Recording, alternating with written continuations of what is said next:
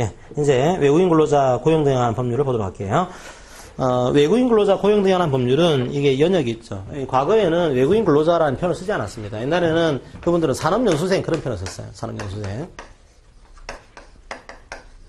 이 표현 속에 들어가 있는 모순이 있는 거죠. 보니까 연수생, 신분이 근로자가 아닌 거예요. 그냥 다른 국가에서 우리나라의 기술을 배우러 온 연수 학생인 거다. 이렇게 이래서 이분들에 대해서는 근로기준법이라든지 노동법을 적용하지 않은 겁니다. 왜 그런가 하면 노동법은 기본 취지가 근로자를 보호하겠다. 전제가 근로자가 돼야 돼요. 근로자가 아닌 거니까 각종의 퇴직금이라든지 연차휴가라든지 이런 것들이 빠지게 되는 이런 모순이 등장한 거죠. 근데 이분들이 보니까 일을 하고 있단 말이에요.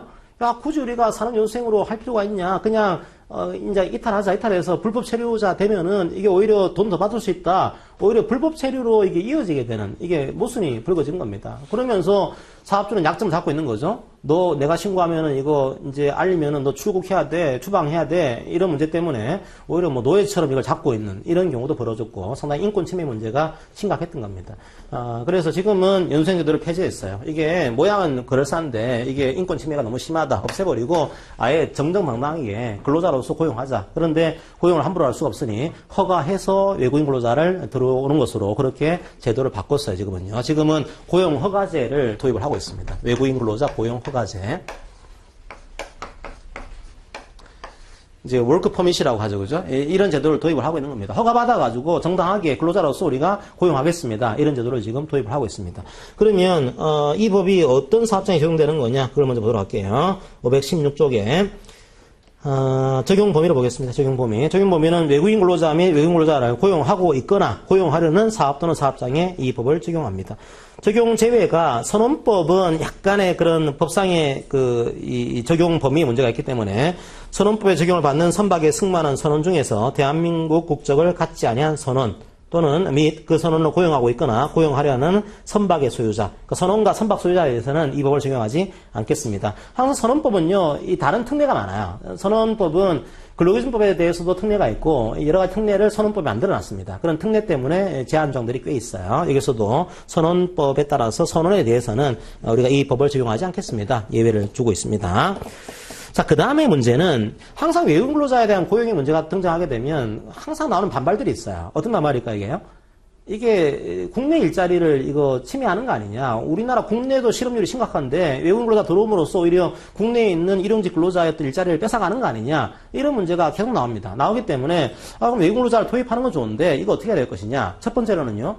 내국인을 먼저 써보고 노력해보고 그래도 안 되면은 도입하자 이런 식으로 절차를 만들어 두고 있는 거죠. 즉 외국인 근로자를 고용을 하기 위해서는 절차가 있어요. 절차가 적어놨죠, 그죠? 첫 번째로 내국인에 대한 구인 노력을 해야 됩니다. 내국인 구인 노력. 이제 고용센터 가가지고 지금 내국인 필요합니다. 그러니까 내국인 이제 하게 해주세요. 그랬더니 이 내국인이 고용이 안 되는 거예요. 이제 이런 3D 업종에는 이제 근무할 수가 없습니다. 이게 잘 안 되는 겁니다. 안 될 경우에는 그래도 일을 해야 될 거 아니에요. 그때 고용 허가를 신청합니다. 이래도 안 될 경우에 이제 그러면 우리가 외국인을 고용하겠습니다. 이거 허가해 주세요. 고용 허가를 신청합니다. 신청하게 되면 이제 그 직업 안정기관의 장이 이제 명부가 있습니다. 이제 주로 이제 명부라고 하는 것이 그 해당 국가에서 한국어 능력 시험 이제 통과한 분들에 대해서 이제 명부를 갖고 있거든요. 그 명부 중에서 추천을 해요. 이분이 어떨까요? 신청하고 고용센터의 장은 그러니까 직업 안정기관의 장은 적격자를 추천하고 추천한 사람을 오케이 하게 되면은 이제 성립이 된 거죠. 그죠? 추천해서 이분을 하겠습니다. 선정을 하게 되고. 첫 번째로 내국인에 대한 구인 노력을 하고 이것도 안 될 경우에 그 다음에 우리가 고용 허가 신청하겠습니다. 신청하면은 적격자를 추천하게 되고 추천한 사람을 선정을 하는 거야. 선정하게 되면은 이제 이 구인센터 이제 직업안정기관의 장이 이제 고용 허가를 해주는 겁니다. 허가. 그러면 고용 허가 해주겠습니다. 허가를 하는 거예요. 이제 허가 받고서 이분을 이제 국내로 들어오게 하는 겁니다. 그리고 외국인 근로자 고용 허가서를 발급을 해줘요. 여기까지가 이제 들어오는 그런 과정입니다. 그러면 이제 허가를 받은 겁니다. 허가를 받았으면 어떻게 해야 될까요? 이제 이거는 허가받은 문제는 사용자와 직업안정기관의 장애 문제고 이 근로자하고는 근로계약을 체결해야겠죠, 그죠? 그러면 이 사용자는 근로계약을 이제 체결을 해요. 그게 517쪽부터 518쪽에 남아있는 그 연결선상에서 있는 문제입니다. 그러면 근로계약을 체결할 때 첫 번째 계약을요. 표준 근로계약서를 활용하도록 하고 있습니다.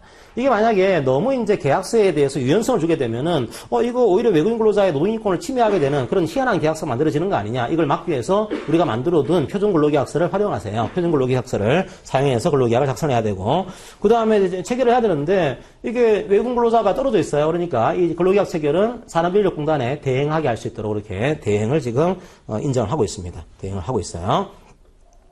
그러면 이제 계약을 체결한 겁니다.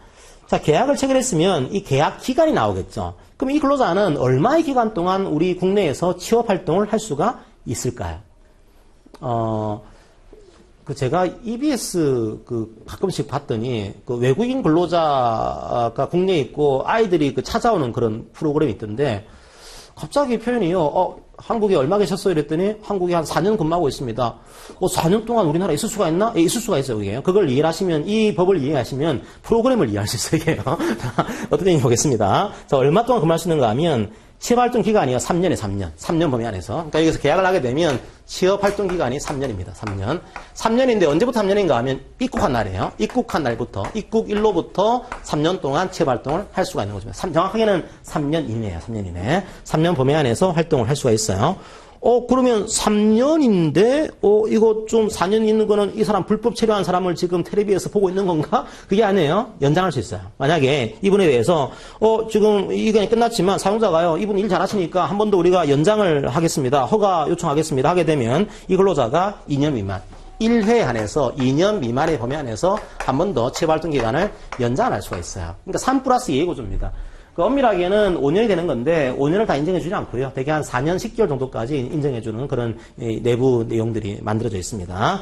정리하게 되면 취업활동 기간은 입국일로부터 3년, 그 다음에 1회 안에서 2년 미만 범위 안에서 연장할 수 있는 것으로 우리 법에서는 나와 있어요. 그래서 그 4년 된 분은 법적으로 아무 하자가 없는 분이에요. 그런 분이 텔레비에 나왔을 리가 반마죠, 그죠? 그 다음에 재입국에 대한 취업 제한이 있습니다. 그러면 이분이 이제 출국을 했어요. 출국을 했을 경우에는 이제 얼마 기간이 지나야 됩니다. 얼마 기간이? 6개월. 6개월이 지나야지만 다시 입국을 취업을 할 수가 있습니다. 그런데 특례가 있습니다. 특례는 3개월 지나더라도 들어올 수 있다. 이런 특례가 있습니다. 이게 사용자가 재입국한 다음에 고용허가를 우리가 신청하겠습니다. 그러면은 3개월이 지나더라도 외국인 근로자가 들어올 수 있어요. 근데 이건 요건이 있습니다. 이 근로자가 성실하기를 했어야 돼요. 사업장 변경을 하지 않은 근로자였어야 됩니다. 이게요. 그런 근로자. 그 다음에, 이 업종은 좀 이제 내국인 고용하기 어렵다. 이것으로 인정된 그런 업종. 그 다음에, 들어오기 전에 이미 1년 이상의 근로계약을 체결하고 있어야 돼요. 이 경우에는 3개월이 지나더라도 입국할 수가 있습니다. 원칙적으로는 6개월이 지나지만 들어올 수 있는 건데, 이 특례인 경우에는 3개월 지나더라도 들어올 수 있다. 이해하시면 되겠습니다. 자, 그러면 이제 근로계약을 체결했어요. 이건 별개의 문제긴 한데, 근로계약과 엮어서 함께 말씀드렸습니다. 근로계약을 체결하게 되면 이제 비자가 필요할 거 아니에요, 그죠? 비자에 대한 인정서를 사용자가 신청을 합니다. 신청하게 되면 비자가 나오겠죠. 비자가 나오면은 이제 들어오는 거예요. 들어와서요. 첫 번째로 외국인 취업 교육을 받아야 돼요. 들어와서 당장 우리나라 잘 모르니까 이런 식으로 취업 교육을 받고 나서 투입되게 되는 형태가 만들어지는 겁니다. 이런 형태로 근무를 해요. 그 다음에 외국인 근로자 고용 등의 특례가 있습니다. 이거 뭔가 하면 외국 국적 동포에 대한 그런 특례 조항입니다. 그러니까 이미 비자를 보게 되면 H2 비자라고 해서 이제 방문 취업 비자가 있어요. 그러니까 이게 정확하게는 외국 국적 동포에 대한 방문 취업 비자. 그러니까 우리나라에 외국 국적을 가지고 있는 동포가 이제 우리나라에 들어와 있는 겁니다. 이분을 지금 고용하는 특례를 만들어 두고 있는 겁니다. 그게 외국인 고용 특례 가능 확인이에요. 어떤 내용인가 하면 건설업 혹은 사업장 건설업 혹은 서비스업, 제조업, 농업, 업이에요. 이런 사업장인 경우에 외국인의 자격은 H2 비자, 방문 취업 비자를 받고 우리나라에 들어온 외국 국적 동포입니다. 이 동포가 국내에서 취업을 하려고 한다. 이 경우에 필요해요. 그럼 구조는 똑같습니다. 그럼 사업장은 어떻게 될까요? 첫 번째로 내국인에 대한 구인 신청을 해야 돼. 먼저 내국인을 노력해보고 그래도 안 되면은 이제 특례 고용 가능을 신청하고 확인해 줍니다. 이제 이 내국인 구인이 지금 잘 안 됩니다. 그러니까 이거 특례 고용 가능하긴 외국주 동포 중에서 우리 사업장에 근로할 근로자 필요합니다. 이거 신청을 하게 되면 이거 가능합니다. 확인하게 되면 그분을 이제 고용을 하게 되는 형태가 만들어지는 거예요. 이건 특례 고용 가능 확인이라는 표현을 쓰고 있습니다. 그러면 똑같은 구조가요. 이분은 그럼 언제까지 특례 고용 가능 확인을 받을 수가 있을까요? 3년에 3년, 520쪽에 유효기간은 3년입니다. 3년. 연장할 수 있을까요? 가능해요. 다시 똑같습니다. 1회 안에서 2년 범위 안에서 다시 가능 기간을, 취업 활동 기간을 연장받을 수가 있습니다. 그러니까 3 플러스 2의 구조가 되어 있는 거죠, 이게요.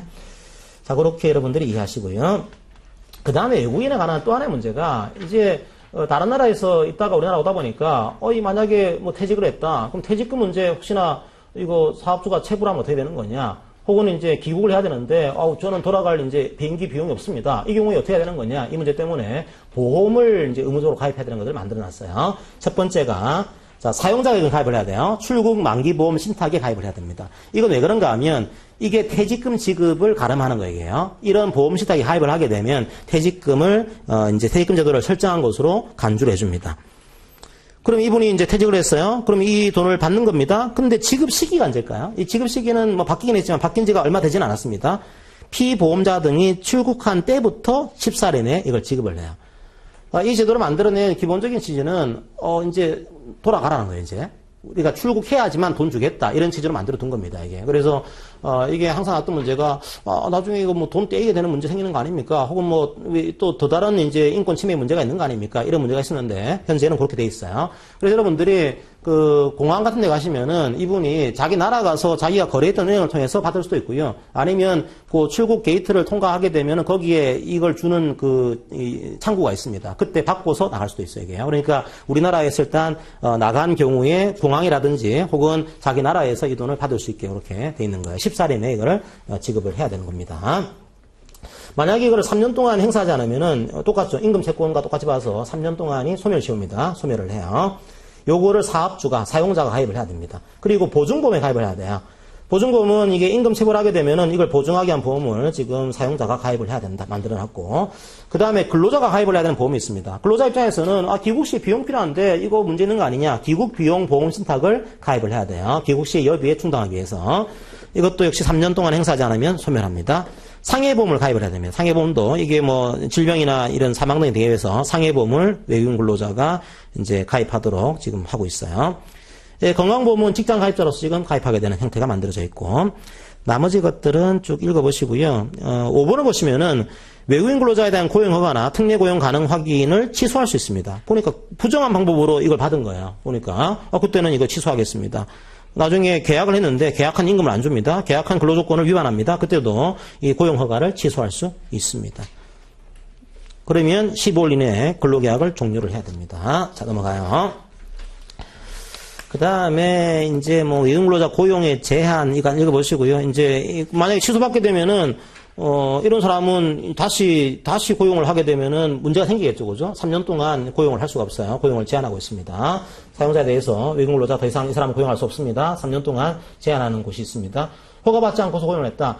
이거 사업자 잘 보셔야 돼요. 가끔씩 자기 가족이나 친척들이 와가지고 이제 외국인을 고용하는 경우가 있어요. 근데 원래는 그것도 특례 고용 가능 확인을 받아야 돼요, 이게요. 받아야 되는 건데 안 받고 만약에 하고 있는데 걸렸다 그러면은 이분은 다른 외국인 국적동포라든지 외국인에 대해 3년 동안 고용허가가 지금 제한되는 거예요. 그러니까 절차를 밟아가지고 해야지 그냥 아는 사람이야 이게 쓰게 되면은 이게 절차를 안 받고서 고용을 한 거죠. 그런 문제가 있습니다. 그 경우에는 걸리게 되면은 3년 동안 이게 외국인 근로자 고용이 제한돼요.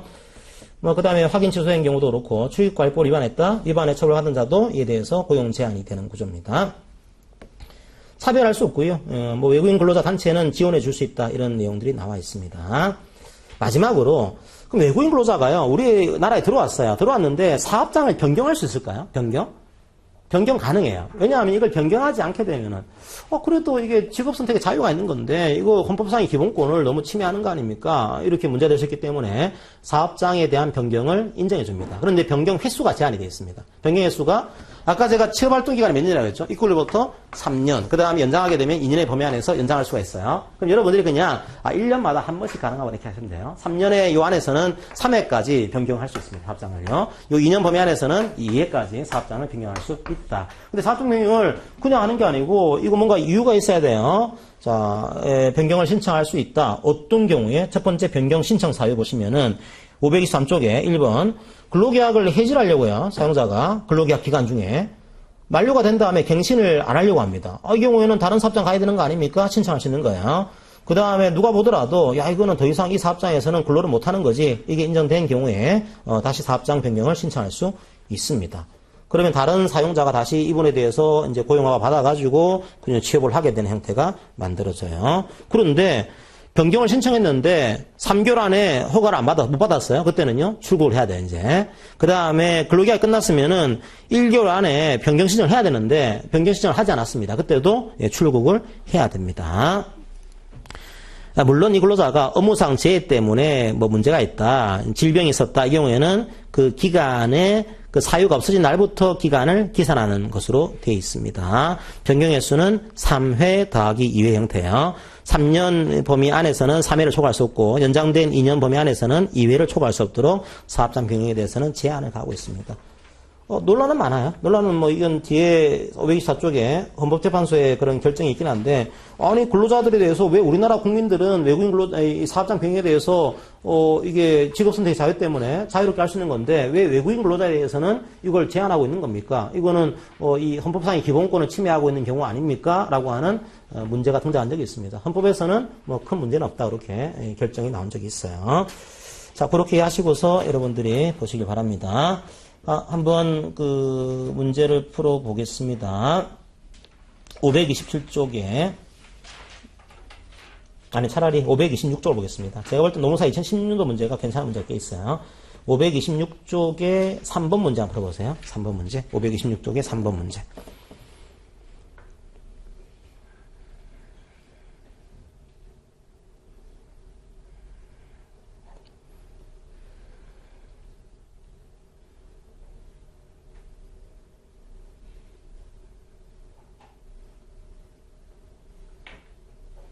조금 제가 말씀드린 일반적인 흐름이 아니고 조금 다른 식으로 문제가 나와 있죠, 그죠? 그런 것도 훈련을 하셔야 돼요.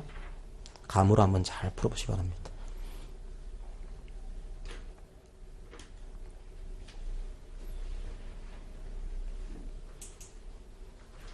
첫 번째, 뭐 직업안정기간의 장이 아니에요. 직업안정기간이 아닙니다. 이때는 개입하면 안 되겠죠. 이거는 이제 국가가 하는 것이지 네가 마음대로 하지 마. 중요한 문제인 거야. 당연히 개입해서는 안 됩니다. 이거는요.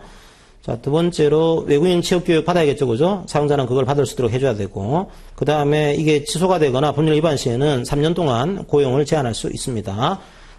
이제 만약에 근로관계 종료로 귀국한 경우에는 금품을 청산해야겠죠, 그죠? 청산해야 된다. 당연한 것이고.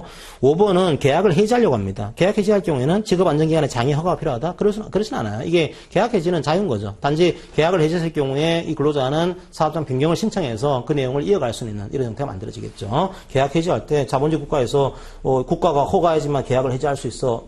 이 근로자가 아무리 잘못했더라도 허가 받아야 돼. 이럴 수는 없겠죠. 이거는 허가를 받을 필요는 없어요.